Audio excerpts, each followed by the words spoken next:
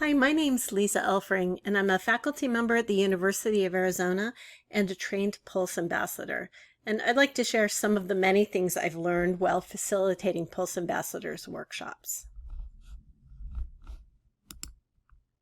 So I'll start off with a few things I've learned. First of all, it's really important that everyone in the department participate in the workshop. That includes both faculty members and also the instructional staff members who may be involved with lab management, TA training, those kinds of things. Because we all experience our work at the university or college differently, it's really important to pull these people together and to share their experiences, the challenges they perceive in sort of making the vision for the future and planning out the action steps that need to happen in order to get there.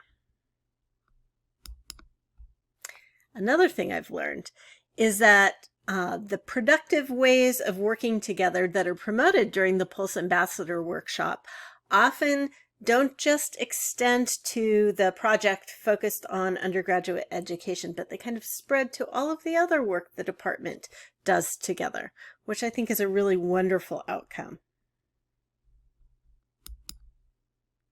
So a few things have surprised me since I started facilitating Pulse workshops. One of them is that being able to set a couple of days aside just to focus on the undergraduate curriculum is a real luxury, and that many of the faculty members who participate very much appreciate this opportunity. Our daily lives are busy and really fragmented, and we never get a chance to talk about the things that sometimes most matter. And so the Pulse Ambassadors Workshop gives everyone a chance to sort of settle down, tune out some of the things that are going on, and really focus deeply and meaningfully on something that matters to a lot of people.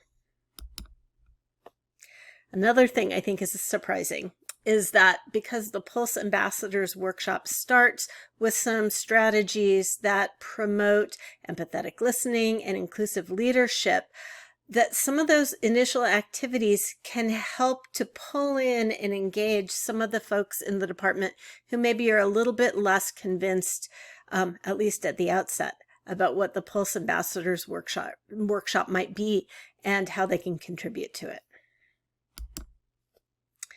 So another thing that surprises me, but probably shouldn't have, is how complementary the work that is done in a Pulse Ambassadors workshop is, where the department is focusing in on the undergraduate curriculum.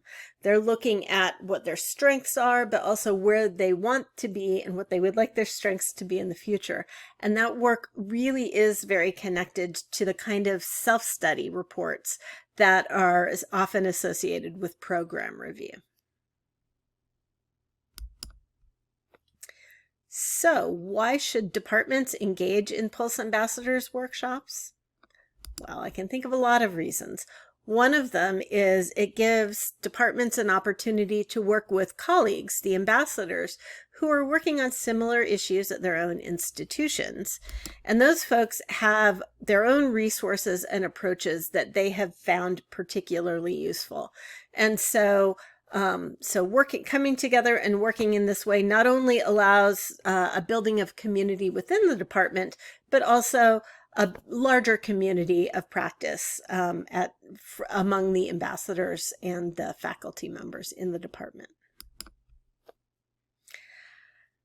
A lot of the time, the conversations that start around undergraduate curriculum and where we would like to be there lay a groundwork for some of the other work that departments do.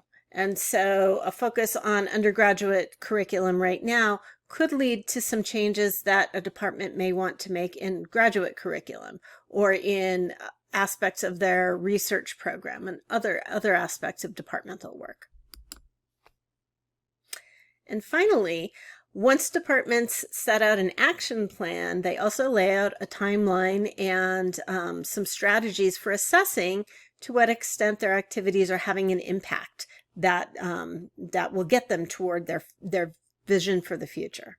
And bringing this focus on data and assessment around student learning really normalizes those approaches and aligns them with the work we do in other aspects of our work as STEM faculty members.